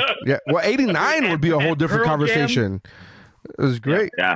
So, all right. So we got Civil War, Guns N' Roses. All right, Deej, what do you got for number 1? Number 1. All right. So I'm gonna get a lot of shit, and probably from you, Neri. But you know what? It is what it is. So my number 1 song is by my favorite singer of all time, and I'm gonna get shit, but whatever. It's Vision of Love by Mariah Carey. I think it's a great song. The only reason I did that is because you set it up for me to hate it. I'm like, I don't know what song I'm going to hate. Well, Mariah, but here's the thing, though. Because here's the thing, I know why. Because a few weeks ago, I posted, hey, remember when Mariah Carey was great? And Deej, he's never written to me on Instagram, and he replied to that one. He was like, when? And I was like, when? Question mark? Yeah. And then but here's the thing, Deej, this is when she was great. 1990, this is it. This was the time when she was phenomenal. 2020, she's not phenomenal anymore. She can't hold those hits. She can't hit those notes anymore. She's not that person. Let's not talk about 2020. Let's talk about about 1990. Yes, 1990. So, this is pinnacle Mariah Carey. This is peak Mariah Carey. It's Vision fantastic. of Love per se is not my favorite song of hers. Actually, I wouldn't even put it in my top 10 favorite song of hers, but obviously it is her first song. And I've always loved the fact that not only, you know, her voice, but she's a songwriter. And that's something I always like talk about. She's a songwriter. And I think a lot of people don't give her enough credit over the fact that all her hits she has written herself, including, you know, that Christmas song that we all know. And I actually remember the first time I ever saw her video. There was this, since you got to say your story, Dave, I'm going to say mine. There was this video show on Fridays called Smash Hits, and it was sponsored by Coca-Cola. It was like a top 10 video thing. And I remember for like, I don't know, 5 years, going back to Paula Abdul, opposite the track was the #1 video. You know, it seems forever. And it got dethroned by Vision of Love. And I'm like, who is this girl? You know, with like she had curly hair and all that. I thought she was really pretty. Like, she I had was a crush on her. stunning, dude. Yeah, she was a smoke show. Stunning. You know, bro. she was 19 years old. Still is in Yes. 2020. There's not, you know, that's not one of the issues. She was 19 years old at the time. I think a lot of people don't realize. I don't think a lot of people realize how young she was at the time because they made her image look older, more mature. But she was only 19, and I completely fell in love with her. Again, that's kind of around the time I started really going like towards like the R&B music direction. And I mean, I just love her. She's my favorite singer, but those first few songs really put her on the map. You know, they were all #1 songs, and yeah, that was like the beginning of me liking her. This so, was fantastic. So that would be my #1 song. Fantastic song. There's nothing wrong. Like, that's a phenomenal pick. Trust me, that's a great pick. There's nothing wrong with that pick. It's great. It's soulful. That whole song, like first of all, everything for her career for a long time. Very soulful. She hit those high notes, but everybody knows her for those high notes. But I always remember like those soulful moments where she gets down and she's like in that moment. She's great. This is when she was phenomenal. I didn't know this was her first single. I don't know history of shit, but this is fantastic. Yeah, it was her first single. The thing about her now with her voice, I mean, look, obviously she just turned 50 last week. Yeah. She's been singing for 30 years nonstop. And I mean, obviously voice deteriorates. She still can sing, and she still can sing really well. Her voice is just not as consistent anymore. She'll have like a really good day where she sounds great. And then she'll have New Year's Eve. She'll have New Year's Eve. And she'll have New Year's Eve. Can you imagine how I watched that? I was like, I can't see this. I can't see this. Like, her voice is not as consistent as it used to be, but she still can sing. My wife and I went to Disney like a month after that New Year's Eve, and we went to the Frozen ride. And if you guys have ever been to the Frozen ride, it's a live show where they come out singing, but they don't just sing the songs. It's actually two people that are in character, and not in a character from a movie, but they're in character and they're introducing the story that is Frozen. And so they're actors, obviously, but they're very, very good. They interweave pop culture things. And then he said, so we're gonna watch some singing. And then he looks at the audience and he says, real singing, not like Mariah Carey. And I remember I didn't know that whole thing was, first of all, I had never done that ride, that whatever. And second of all, I didn't know that was a thing that can they do that? Can you throw shade? Can Disney throw shade? Is that a thing? Is that allowed? And I was Disney. When he fucking did that, I was like, oh! I literally said, oh, in front of a Disney crowd. Like, I'm the one started trying to fight. Like, oh no, he did! Oh shit! I fucking loved it, man. Yeah. But Mariah Carey, dude, 1990s Mariah Carey was fucking GOAT, dude. She was amazing. The only singer to have a #1 song every year of a decade. She had a #1 song every year of the 90s. Yeah. So she's fantastic. And then everything. Then she did a fucking song with Old Dirty Bastard, and it was phenomenal, dude. Come on. It was great. Fantasy. Yeah. Fantasy remix. Yeah. I just wish she got more recognition as a songwriter. You're right. You're right, because I didn't know that. You're right, because I didn't know she was a songwriter. So you're right. I had no idea. She has 19 #1s of the only song of her #1s that she has not written was "I'll Be There," which is obviously a cover. All her other songs have been written by her. Yeah. All right. Remember when that was a thing? Like, who's better, Mariah Carey or Whitney Houston? Yeah. Guess who won that one? I mean, Mariah did have a little help from my bathtub. All right, so number one for Deej. What do we got? Deej, listen to me. Debono, what do we got for number one? So my number one was a song that when we started to do this, it was immediately on my list. And I was like, yeah, it'll be like 3 or 4. And then I was like, I haven't listened to it in a while, though. And so I went and I found the video on YouTube and I was watching it, and it hit me in a way that it never hit me before.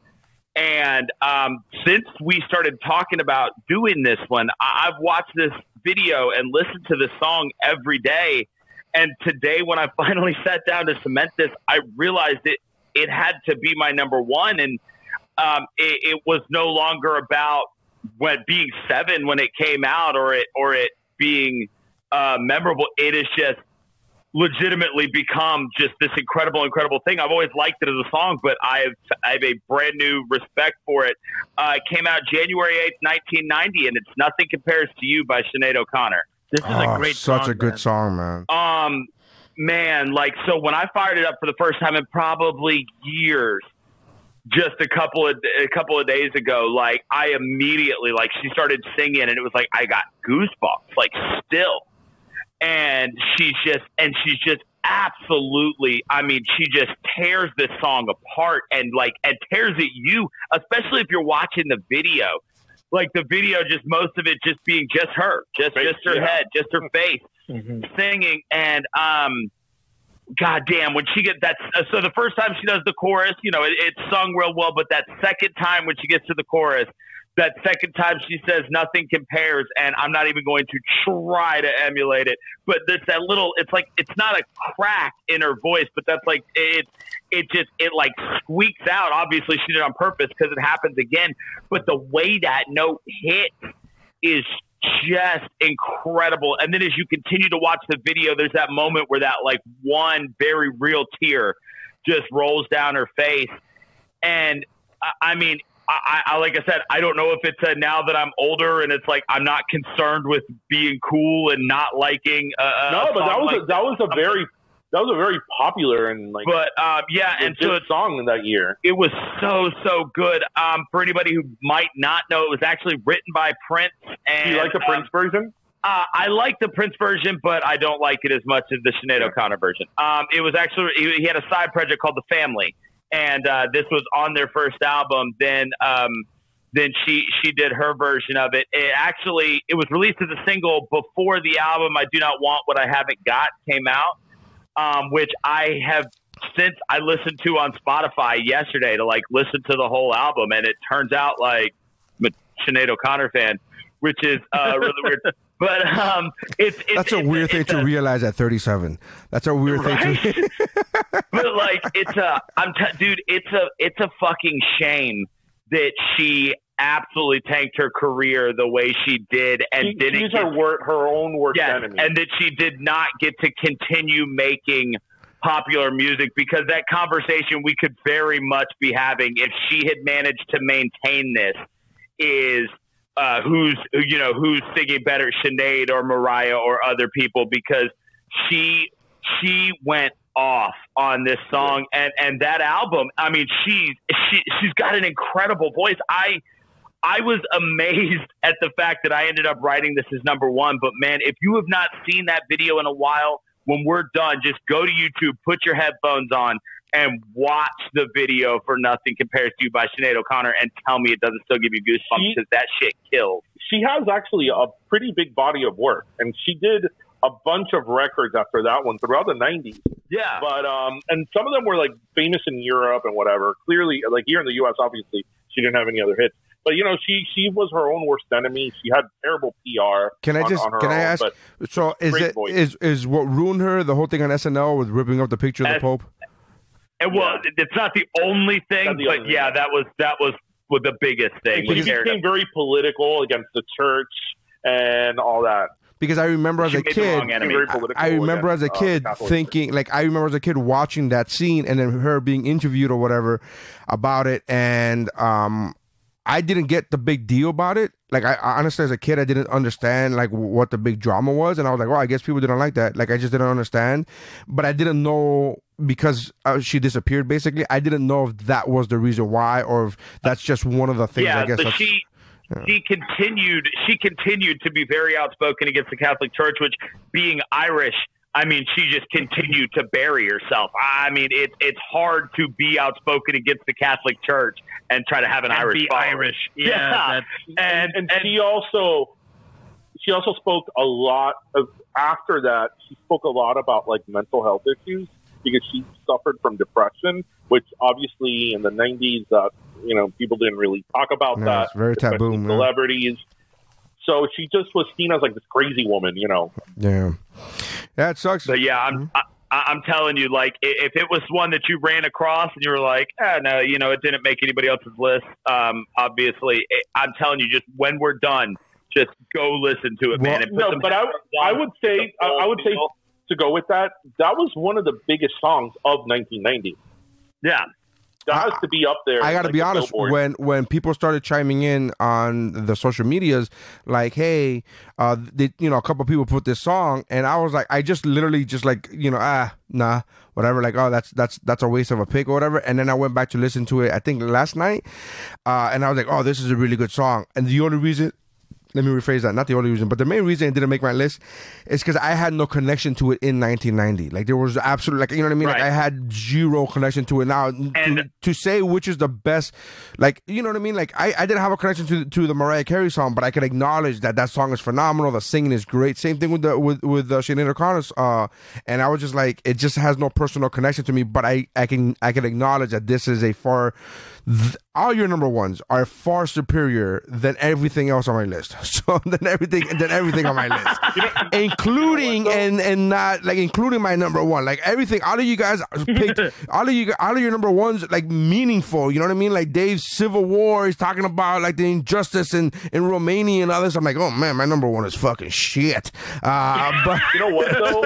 I'm looking here at the top 10 Billboard Hot 100 of 1990, and we did pretty well. We named a bunch of songs on there. Challenge accepted.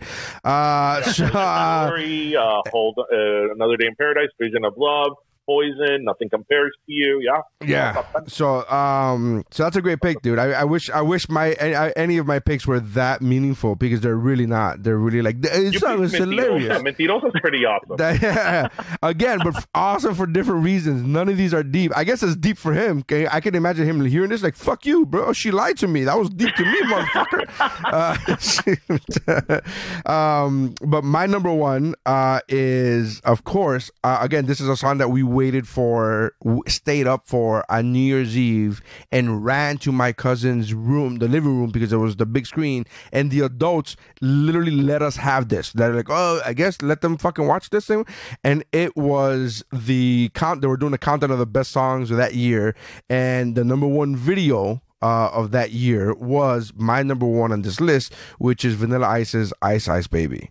And I fucking love that song. Again, unapologetically, none of these songs I had it as an honorable mention. None of these lists, none of these that are on my list are deep, meaningful songs. I think Blaze of Glory might be the closest to it, as far as anything that's not just on the surface. But these are fun. These are of my childhood. They remind me of you know, times where I could actually go outside in the backyard.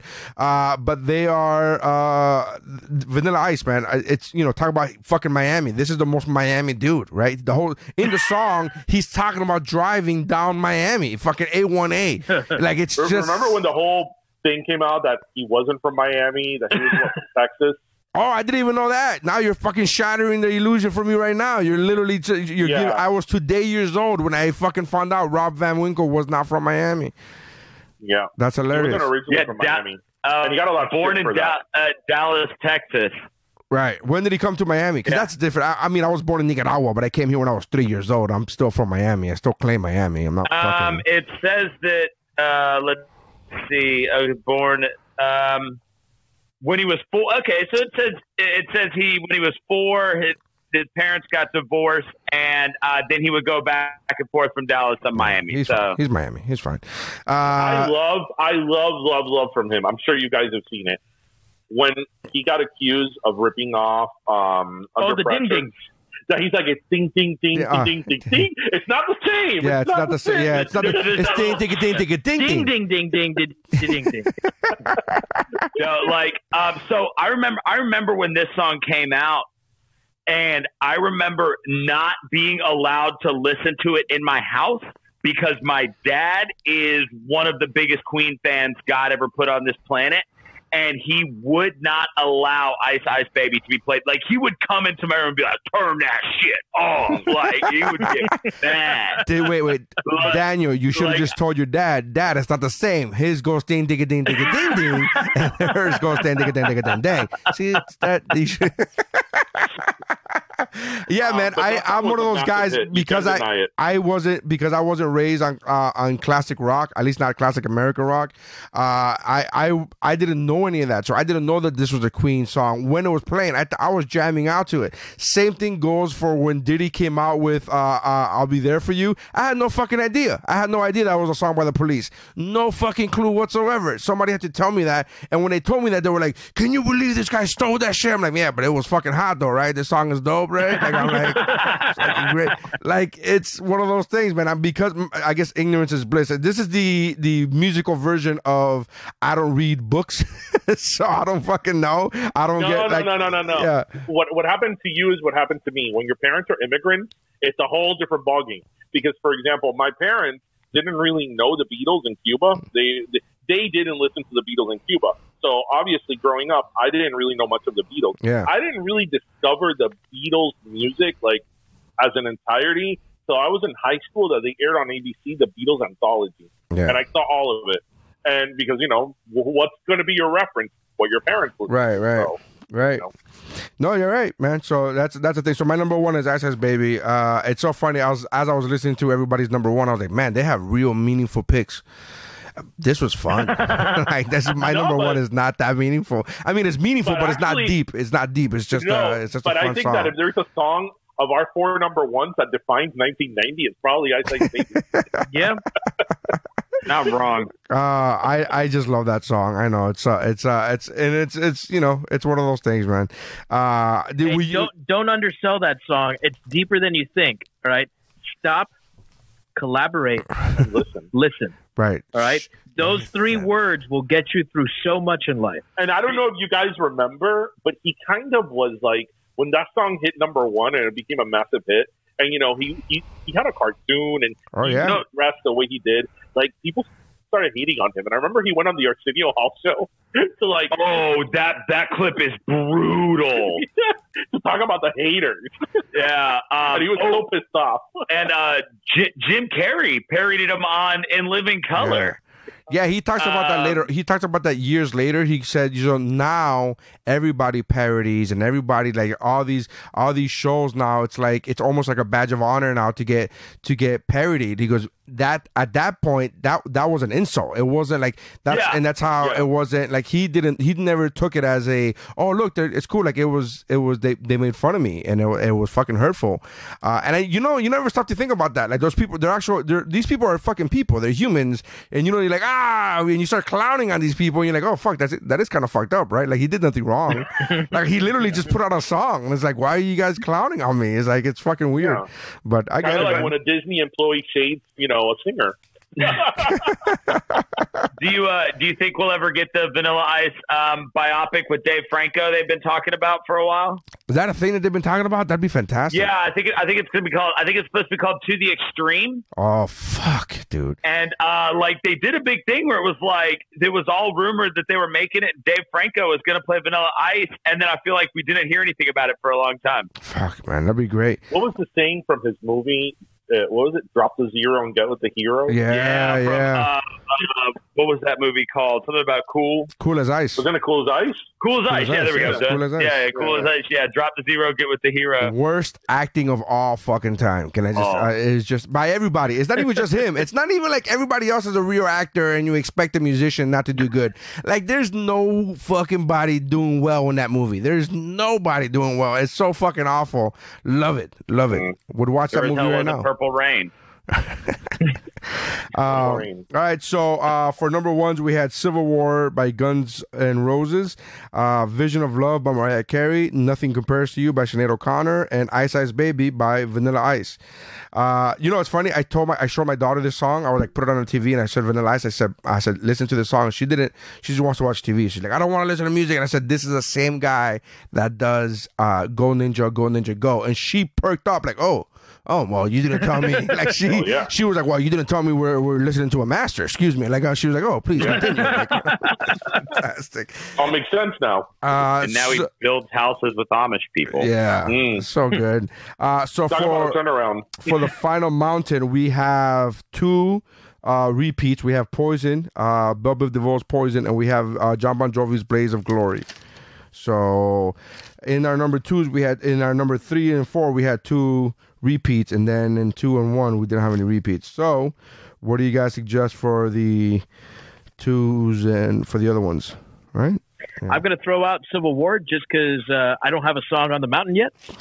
I'm actually going to back Dave on Civil War making it because of the fact that knowing that it was released in 1990 and it is easily one of, if not the best Guns N' Roses songs. I'll back Dave on that because I definitely my list might have looked a little bit different if I had honestly known that. Like I probably would have had Civil War instead of Blaze of Glory. So I'll back Dave on Civil War making it. Yeah, I think Civil War is a phenomenal song. I can't at all knock the pick. I don't recommend any of my songs making the list. So I'm okay with the fact that I have Blaze of Glory on there is just by sheer coincidence that DeBona had it. So I'm not gonna argue for Ice Ice Baby, even though it is the quintessential 1990 song. But I really any song you guys recommend, I'm all for. I'll back you on all these songs. I was actually gonna suggest Dream Girl.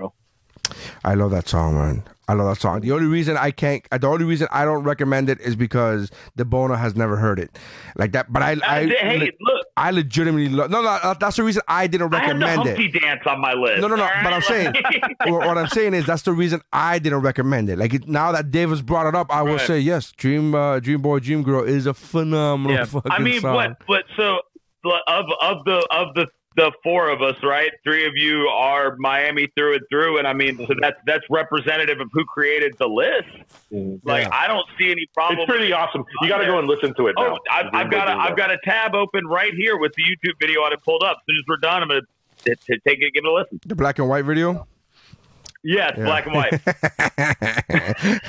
That song. They were at the Magic City Casino last year with TKA. Yes, they were. I actually went about 14 years ago. I went to the Kings of Freestyle concert where I saw TKA, Coral, Stevie B, and George Lamont on the same concert, and it was fucking phenomenal. And then I followed Stevie B, who I think is the greatest fucking of all time, and I followed him to get a CD. I'm like, oh, I want to buy a CD, and he goes, oh, I ran out. Let me come with me, and I'll go get more. I'm thinking we're gonna go to like the back or like whatever. We went to his fucking car, and I literally met his family and children that were waiting for him for the concert to be over so they could go home or go to Denny's or whatever the fuck they're gonna do. And here you were waiting for a CD. And here I am as a fanning out, and then I get there and it's like, oh, the illusion is so gone. It's so I'm realizing, you know what I mean? And then that was a great story. That was probably like 15 or 16 years ago, if I want to say. And then fast forward 10 years where I'm doing the same shit where somebody's like, yo, your comedy's hilarious. I want to get a CD. I'm like, just wait, come to my cabin in this cruise ship, and I have some in my luggage. That's exactly what I'm fucking doing. But anyways, Deej, what do you recommend? You have anything that you want to recommend? Because we have one slot open for the final mountain. You want to make an argument for I anything? would go with Dream Boy, Dream Girl. Oh, that's it. We got 3. Yeah. That's fine with me, dude. Can't argue that. So we got our final mountain is Poison by Belle Biv DeVoe, Blaze of Glory by John Bon Jovi, Civil War by Guns N' Roses, and Dream Boy, Dream Girl by Cynthia and Johnny O. That is the mountain. You know what? If you're gonna go to 1990, again, but 1990, there's so many great songs. Honest to God, there's so many good ones. You can't, I left out a bunch of honorable mentions just because I try to stick to the whole, give 4 honorable mentions type of deal. But legitimately, Around the Way Girl by LL Cool J, Mama Said Knock You Out by LL Cool J, good. Pump Up the Jam by Technotronic, which is fantastic. I kept waiting for somebody to pick Pump Up the Jam. I'm telling you, it took everything I had, not because I could have gone 2 very poppy lists, and it's just but these are great songs, man. These opposites attract. We talked about that with Paulo Duo. There's a fucking cartoon cat in the video, man. And it was fun. And he makes an appearance in season 10 or 11 of American Dad, by the way. The cat, the fucking scat cat. Does? He makes an appearance. Yeah, he makes an appearance, and it's hilarious because he's out of work. He's like, hey, anything in that janitorial position? I really would love any kind of assistance you can have. And Stan from American Dad literally kicks out the cat. It's fantastic. So the final mountain is Poison, Blaze of Glory, Civil War, and Dream Boy, Dream Girl. So, hey guys, we're under 2 hours. This is a rarity. So fantastic. Yeah. Thank you guys for checking us out. Make sure you guys check out the other podcasts on the Geek Bro Network that include DJ's own Pero Let Me Tell You, where he's a co-host with Ish, which is fantastic. DJ, you don't know this, but a couple episodes ago when we first had the Bona and we were doing the same rundown of podcasts on Geek Bro Network, he literally stopped me and goes, dude, Pero Let Me Tell You is my new fucking jam. Oh, dude. Awesome. Dude, I love it. I love it, man. It's a great list. Say Thank you very much. Say the name. To hear a white dude from Alabama say Pero Let Me Tell You is just fucking great, man. I love Pero Let Me Tell You. Not too bad. Yeah. So check out the other podcasts on the Geek Bro Network, which of course include Better Let Me Tell You. They they also include What's Up Bro, affectionately known as Woo Bro. Check out the Bona's YouTube channel, which is on geekbro.net as well. It's called What You Got.